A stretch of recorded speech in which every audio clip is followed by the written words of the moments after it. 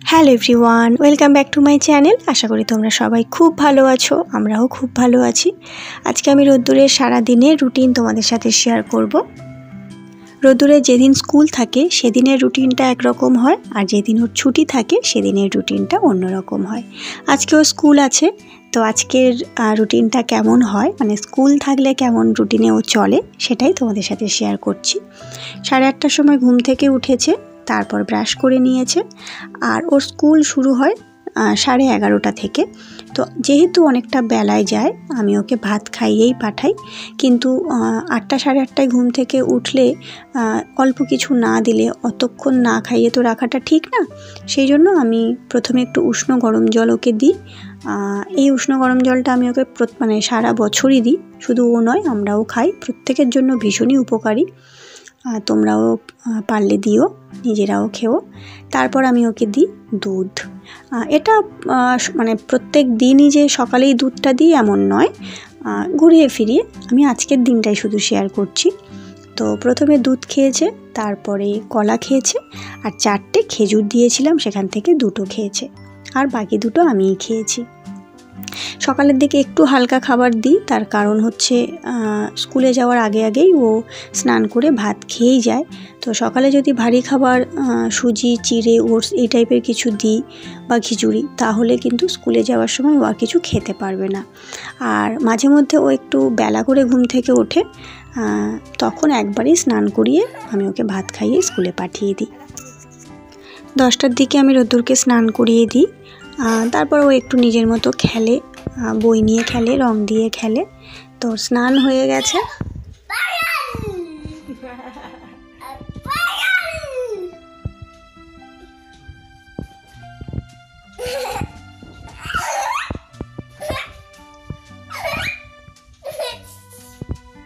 সকালে খেয়েছে 9টার দিকে, এখন বাজে 10:30। এখন ওকে খাওয়ানো শুরু করেছি। আর এই যে ভাত আর মাছের ঝোল রয়েছে আজকের ওর মেনুতে। এখানে ব্রকলি, আলু, কুমড়ো দিয়ে মাছের ঝোল। তো মোটামুটি ওকে খাইয়ে রেডি করিয়ে আমরা 11:15 দিকে বাড়ি থেকে বেরোই স্কুলের জন্য।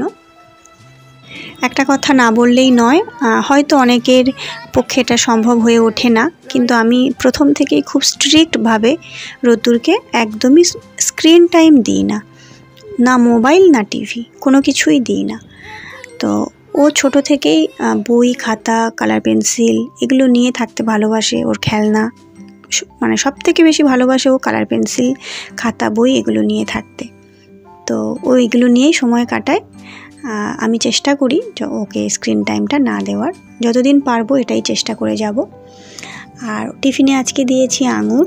টিফিনে বেশিরভাগ দিন আমি ফলটাই রাখি, অল্প করেই দিই, কারণ ভাত খেয়ে যায় আর ওখানে গিয়ে খাওয়ার প্রয়োজন পড়ে না। তবুও যেহেতু টিফিন দিতে হবে, এটা কম্পালসারি, তাই অল্প করে ফল দিয়ে দিই। স্ক্রিন টাইম নিয়ে আর একটা কথা বলে দিই, রোদ্দুরের কিছু শর্টস ভিডিও আছে যেটাতে ফ্রন্ট ক্যামেরা দিয়ে তোলা, আমার কোলে বা ওকে ফ্রন্ট ক্যামেরাতে আমি এনে ভিডিও করেছি। তো সেটা নিয়ে প্লিজ কেউ নেগেটিভ কমেন্ট করো না। ওই 2-1টা শর্টস ভিডিও করার সময় হয়তো একটু মুখের সামনে ধরতে হয়, ওইটুকু। এছাড়া কিন্তু আমি ওকে কোনোভাবেই স্ক্রিন টাইম দিই না। তো এটা নিয়ে আবার কেউ কোনো নেগেটিভ কমেন্ট করো না। তো যাই হোক, স্কুলে ঢুকে গেছে, আবার ছুটি হলে তখন দেখা হবে। এখন রোদ্দুর স্কুল এত ভালোবাসে, প্রথম দিকে কান্নাকাটি করতো, কিন্তু এখন বন্ধু হয়ে গেছে, ম্যামদের সাথে খুব ভালো বন্ডিং হয়ে গেছে। দেখো এখন বাড়ি যেতে চাইছে না, স্কুলের গেট ধরে দাঁড়িয়ে রয়েছে। বাড়িতে আসার পরে ওর ঠাম্মি একটা ওকে মিষ্টি দিয়েছে, এটা হচ্ছে ঠাকুরের প্রসাদ। তো সেটাই এখন বসে বসে খাচ্ছে। ওর আবদার ওর টিফিন বক্সের মধ্যেই ওর মিষ্টিটা দিতে হবে। তো এটাই ওর স্কুলের টিফিন বক্স। দেখো ওর নামও মানে লেখা রয়েছে, ওদের সব কিছুতেই নাম লিখে দিতে হয়। বাচ্চাদের ওরা তো নিজেরা চিনে নিয়ে আসতে পারে না, আর আন্টিরাও গুলিয়ে ফেলতে পারে, তো সেই জন্য নাম লিখে দিতে হয়। এখন ওকে খাওয়াবো। স্কুল থেকে আসার পরে আমি ওকে প্রত্যেক দিন আলাদা আলাদা খাবার দিই। আজকে দিয়েছি দুধ ভাত, এখন দুধ ভাত খাচ্ছে। স্কুলে যাওয়ার সময় যা খেয়ে যায় সেটা আর আমি এখন রিপিট করি না, আমি প্রত্যেক দিন চেঞ্জ করে দিই।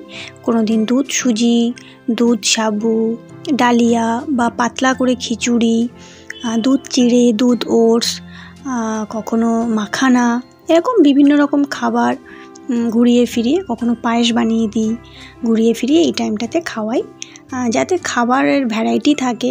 বাচ্চাদের সামনে যত ভ্যারাইটি রকমের খাবার দেওয়া যায় মানে ওরা সেটা একটু বেশি পছন্দ করে।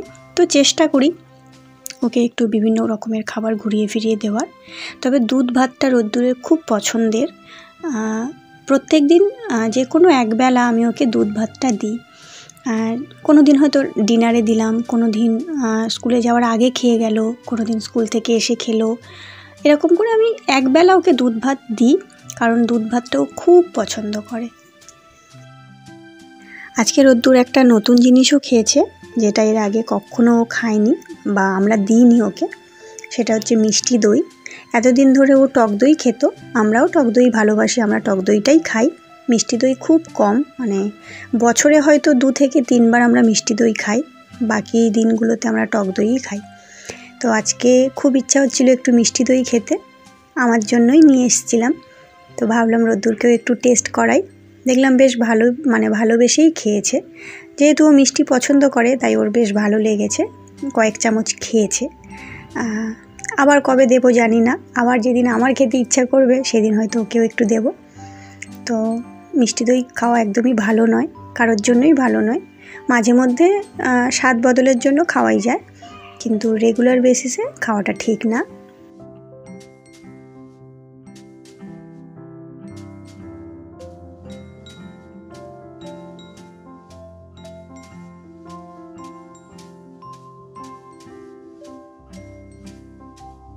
দইটা আমি রোদ্দুরকে ভাত খাওয়ার সঙ্গে সঙ্গে দিইনি, আধা ঘন্টা পরেই দিয়েছিলাম।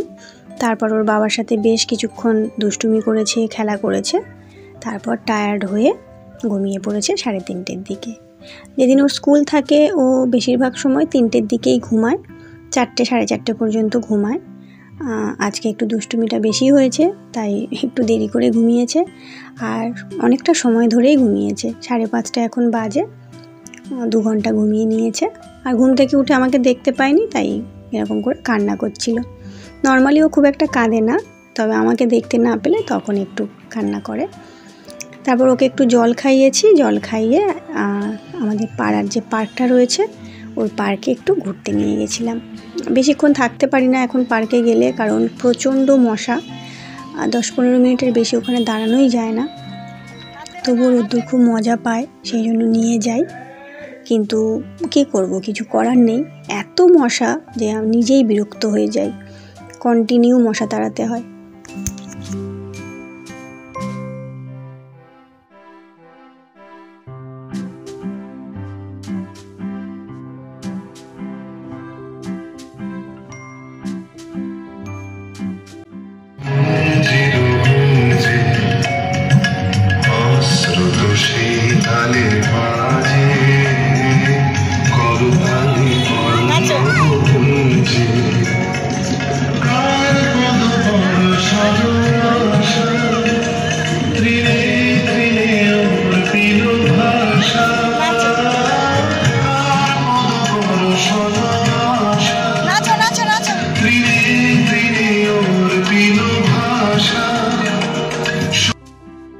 মিনিট 15 ছিলাম পার্কে, 15-20 মিনিট হবে।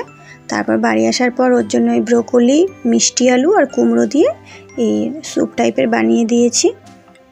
এটা একটু মানে থকথকে টাইপের থাকে আর কি, থিকনেসটা একটু গাঢ় থাকে। আর এইটা রোদ্দুর এইভাবে খেতে পছন্দ করে, বেশি লিকুইড হয়ে গেলে ও আবার খেতে চায় না। তারপর একটু ওকে নিয়ে ড্রেস চেঞ্জ করিয়ে ওকে নিয়ে একটু বই খাতা নিয়ে বসেছিলাম। এমনিতেই ও সারাক্ষণ বই খাতা নিয়েই থাকে, রং পেন্সিল নিয়েই থাকে। আমার ঘরের দেওয়াল দেখলেই তোমরা বুঝতে পারবে, সারাক্ষণ রং করছে। আর একটা জিনিস তোমাদের দেখাই, এই দেখো রোদ্দুর খুব সুন্দর করে এইচ লিখছে। এগুলো কিন্তু ও নিজেই শিখেছে, ও বেশ কয়েকটা লেটার নিজে নিজে লেখা শিখে গেছে। H, O, V, W, C, I, তারপরে জে, এরকম কয়েকটা লেটার ও নিজেই লেখা শিখেছে আমাকে কপি করে করে। মানে আমি যখন ওকে পড়াই তখন আমি নিজে লিখি, যে ম্যাজিক স্লেটটা দেখছো ওটাতে বা কালার পেন্সিল দিয়ে খাতায় আমি নিজে লিখি। তো ও আমাকে পুরো কপি করে যে মামাম কিভাবে লিখছে।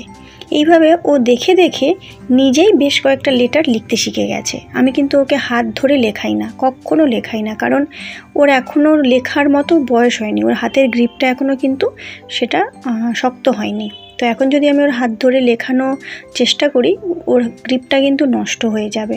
তোমরাও প্লিজ যাদের বাড়িতে এরকম ছোট বাচ্চা আছে, হাত ধরে এখনই লেখাবে না, অন্তত 3টে বছর অপেক্ষা করবে, তারপরে হাত ধরে লেখানোর চেষ্টা করো।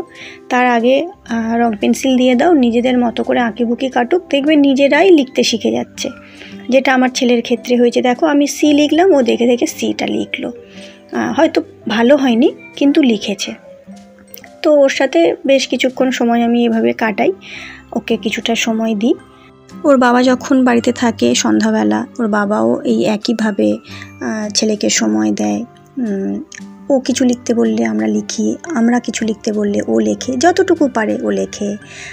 আমরা চেষ্টা করি ওকে ফ্রিভাবে, মানে কোনো চাপ নেই, নিজের মতো করে একটা মুক্ত পাখি আর কি, নিজের মতো করে আকাশে উড়ে বেড়াক।